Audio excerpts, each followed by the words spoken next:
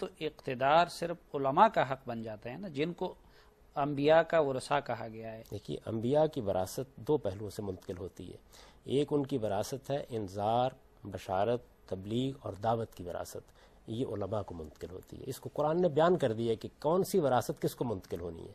अंबिया अलैहिमुस्सलाम का असली मनसब ये बयान किया गया है कि मुबश्शिरीन व मुनज़िरीन। चुनांचे उलमा के बारे में कुरान मजीद ने सूरह तौबा में ऐलान कर दिया कि वो लोग जिनको अल्लाह तौफीक दे कि वो दीन में बसीरत पैदा करें, उसका इल्म हासिल करें, उनकी जिम्मेदारी क्या है? उनकी जिम्मेदारी ये है कि युनज़िरु कौमहुम, वो अपनी कौम को खबरदार करें।